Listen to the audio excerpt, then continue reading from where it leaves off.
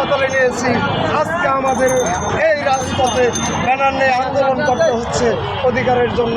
এটা আমি অবশ্যই কষ্ট পাচ্ছি।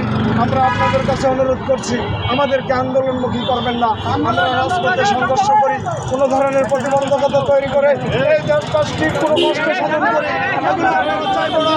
সমস্ত দুর্যোগে আমরা আপনাদের পাশে চাপিয়ে পড়ি আমাদের মৌলিক অধিকারের জন্য। আপনারাও আমাদের পাশে থাকবেন।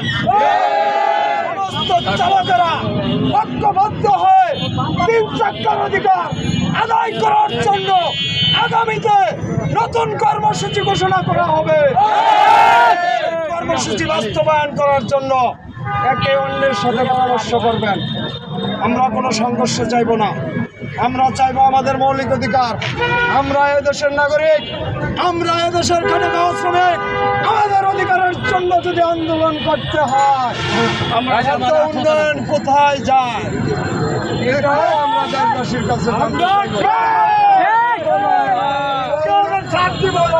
54 বছর এই দেশে উন্নয়ন করা হয়েছে। 3 চাকা চালকদের কি উন্নয়ন করা হয়েছে?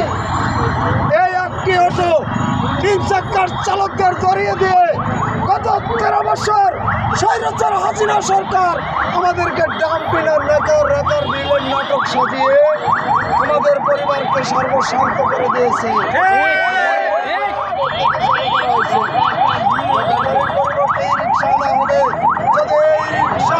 রাজধানীতে আমদানি করা হয় 3 চাকার চালকদের নামে ছাড়া যদি কোনো পুঁজিবাদের কবলে দেওয়া হয়, সমস্ত চালকেরা মিলে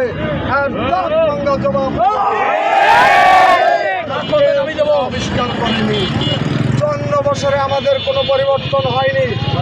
এই নতুন সংস্কারের মধ্যে যদি আমাদেরকে নিয়ে সংস্কার না করা হয়, এ ধরনের ভোটের চাল দেশবাসী অবশ্যই বুঝে নেবে। আমরা কেউ রাজনীতি করি না, আমরা এখানে কেউ অবাধ্য বয়স্ক না।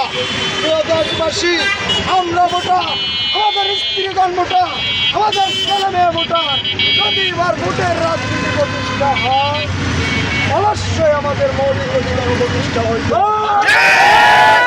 মৌলিক অধিকারের জন্য 3 চাকার চালকবৃন্দ, রিক্সা, ভ্যান, অটো, প্রতিবন্ধী চালক সবাই একসাথে রাষ্ট্রের কাছ থেকে মৌলিক অধিকার যেভাবে আদায় করা যায়।